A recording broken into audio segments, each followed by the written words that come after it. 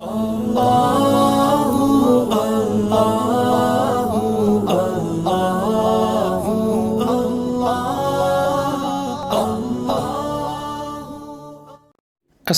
علیکم ورحمۃ اللہ وبرکاتہ۔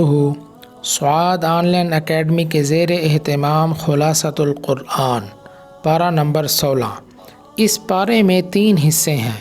نمبر 1 سورۃ الکہف کا بقیہ حصہ، نمبر 2 سورۃ المریم، نمبر 3 سورۃ طٰہٰ۔ سورۃ الکہف کے بقیہ حصے میں 2 باتیں ہیں۔ نمبر 1 حضرت موسیٰ اور حضرت خضر علیہم السلام کا قصہ، جو 15ویں پارے کے آخر میں شروع ہو کر 16ویں پارے کے شروع میں ختم ہو رہا ہے۔ نمبر 2 ذوالقرنین کا قصہ، حضرت موسیٰ اور حضرت خضر کا قصہ۔ حضرت موسیٰ علیہ السلام کو جب اللہ کی طرف سے یہ اطلاع ہوئی کہ سمندر کے کنارے ایک ایسے صاحب رہتے ہیں جن کے پاس ایسا علم ہے جو آپ کے پاس نہیں، تو آپ ان کی تلاش میں چل پڑے۔ چلتے چلتے آپ سمندر کے کنارے پہنچ گئے۔ یہاں آپ کی ملاقات حضرت خضر علیہ السلام سے ہوئی اور آپ نے ان سے ساتھ رہنے کی اجازت مانگی۔ انہوں نے اس شرط کے ساتھ اجازت دی کہ آپ کوئی سوال نہیں کریں گے۔ پھر 3 عجیب واقعات پیش آئے۔ پہلے واقعے میں حضرت خضر علیہ السلام نے اس کشتی کے تختے کو توڑ ڈالا جس کے مالکان نے انہیں کرایہ لیے بغیر بٹھا لیا۔ دوسرے واقعے میں ایک معصوم بچے کو قتل کر دیا۔ تیسرے واقعے میں ایک ایسے گاؤں میں گرتی ہوئی بوسیدہ دیوار کی تعمیر شروع کر دی جس گاؤں والوں نے انہیں کھانا تک کھلانے سے انکار کر دیا تھا۔ حضرت موسیٰ علیہ السلام تینوں موقعوں پر خاموش نہ رہ سکے اور پوچھ بیٹھے کہ آپ نے ایسا کیوں کیا۔ تیسرے سوال کے بعد حضرت خضر علیہ السلام نے جدائی کا اعلان کر دیا کہ اب آپ میرے ساتھ نہیں چل سکتے۔ البتہ تینوں واقعات کی اصل حقیقت انہوں نے آپ کے سامنے بیان کر دی۔ فرمایا کشتی کا تختہ اس لیے توڑا تھا کیونکہ آگے ایک ظالم بادشاہ کے کارندے کھڑے تھے جو ہر سالم اور نئی کشتی زبردستی چھین رہے تھے۔ جب میں نے اسے عیبدار کر دیا تو یہ اس ظالم کے قبضے میں جانے سے بچ گئی۔ یوں ان غریبوں کا ذریعہ معاش محفوظ رہا۔ بچوں کو اس لیے قتل کیا کیونکہ یہ بڑا ہو کر والدین کے لیے بہت بڑا فتنہ بن سکتا تھا، جس کی وجہ سے ممکن تھا کہ وہ انہیں کفر کی نجاست میں مبتلا کر دیتا۔ اس لیے اللہ نے اسے مارنے کا اور اس کے بدلے انہیں باکردار اور محبت اور اطاعت کرنے والی اولاد دینے کا فیصلہ فرمایا۔ گرتی ہوئی دیوار اس لیے تعمیر کی کیونکہ وہ 2 یتیم بچوں کی ملکیت تھی۔ ان کے والد اللہ کے نیک بندے تھے۔ دیوار کے نیچے خزانہ پوشیدہ تھا۔ اگر وہ دیوار گر جاتی تو لوگ خزانہ لوٹ لیتے اور نیک باپ کے یہ 2 یتیم بچے اس سے محروم ہو جاتے۔ ہم نے اس دیوار کو تعمیر کر دیا تاکہ جو جوان ہونے کے بعد وہ اس خزانے کو نکال کر اپنے کام میں لا سکیں۔ نمبر 2 ذوالقرنین کا قصہ، یہ بڑا زبردست وسائل والا بادشاہ تھا۔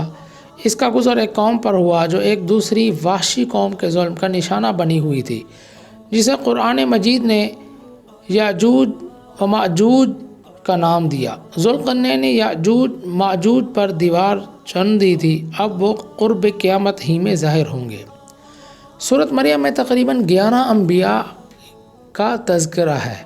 3 انبیاء کرام کا تذکرہ قدر تفصیلی ہے۔ حضرت یحییٰ علیہ السلام کی ولادت، اللہ تعالیٰ نے زکریا علیہ السلام اور ان کی اہلیہ کو بڑھاپے میں بیٹا عطا فرمایا جسے نبوت سے بھی سرفراز فرمایا۔ نمبر 2 حضرت عیسیٰ علیہ السلام کی ولادت، اللہ تعالیٰ نے حضرت عیسیٰ علیہ السلام کو بغیر باپ کے پیدا فرمایا اور انہیں بچپن میں ہی گویائی عطا فرمائی۔ نمبر 3 حضرت ابراہیم علیہ السلام کی اپنے والد کو دعوت، شرک نہ کریں، اللہ نے مجھے علم دیا ہے، میری بات مان لیں، شیطان کی بات نہ مانیں، وہ اللہ کا نافرمان ہے، اس کے مانیں گے تو اللہ تعالیٰ کا عذاب آئے گا۔ باقی 8 انبیاء کرام کا یا تو بہت مختصر ذکر ہے یا صرف نام ہے۔ حضرت موسیٰ علیہ السلام، حضرت ہارون، حضرت اسماعیل، حضرت اسحاق، حضرت یعقوب، حضرت ادریس، حضرت آدم، حضرت نوح علیہ السلام۔ سورۃ طٰہٰ میں 3 باتیں ہیں۔ تسلی رسول، حضرت موسیٰ کا قصہ، حضرت آدم کا قصہ۔ تسلی رسول، حضور اکرم قرآن کی تلاوت اور دعوت دونوں میں بے پناہ مشقت اٹھاتے تھے۔ راتوں کو نماز میں اتنی طویل قرات فرماتے کہ پاؤں مبارک میں ورم آ جاتا۔ پھر انسانوں تک قرآن کے ابلاغ اور دعوت میں بھی اپنی جان جوکھوں میں ڈالتے۔ جب کوئی اس دعوت پر کان نہ دھرتا تو آپ کو بے پناہ غم ہوتا۔ اس لیے رب کریم نے کئی مقامات پر آپ کو تسلی دی، یہاں بھی سمجھایا کہ آپ اپنے آپ کو زیادہ مشقت میں نہ ڈالیں۔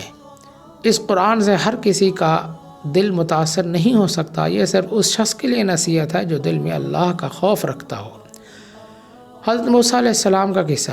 حضرت موسیٰ کے جو حالات اس صورت میں بیان کیے گئے، ان کو ذہن نشین کرنے کے لیے چند عنوانات قائم کیے جا سکتے ہیں، یعنی باری تعالیٰ کے ساتھ شرف ہم کلامی، دریا میں ڈالا جانا، تابوت کا فرعون کو ملنا، پوری عزت اور احترام کے ساتھ رضاعت کے لیے حقیقی والدہ کی طرف آپ کو لوٹا دینا، آپ سے ایک قبطی کا قتل ہو جانا لیکن اللہ کا آپ کو قصاص سے نجات دلانا، آپ کا کئی سال مدین میں رہنا، اللہ کی طرف سے آپ کو اور آپ کے بھائی حضرت ہارون کو فرعون کے پاس جانے کا حکم، فرعون کے ساتھ موعظہ حسنہ کے اصول کے تحت مباحثہ، اس کا مقابلے کے لیے جادوگروں کو جمع کرنا، حضرت موسیٰ کی فتح، ساحروں کا قبول ایمان، راتوں رات بنی اسرائیل کا اللہ کے نبی کی قیادت میں مصر سے خروج، فرعون کا مالا و لشکر تعاقب اور ہلاکت، اللہ کی نعمتوں کے مقابلے میں بنی اسرائیل کا ناشکرہ پن، سامری کا بچھڑا بنانا اور اسرائیلیوں کی ضلالت، تورات لے کر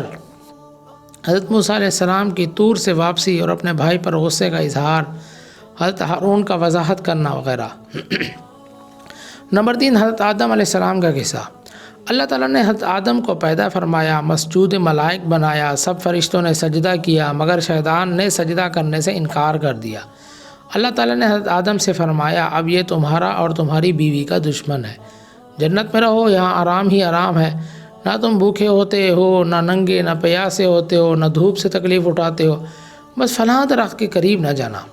مگر شیطان نے وسوسہ پیدا کیا، حضرت آدم و حوا نے شجر ممنوع میں سے کچھ کھا لیا، اللہ نے انہیں جنت میں سے نکال دیا۔ انہوں نے اللہ تعالیٰ سے معافی مانگی، اللہ تعالیٰ نے انہیں معاف فرما دیا۔ السلام علیکم ورحمۃ اللہ وبرکاتہ۔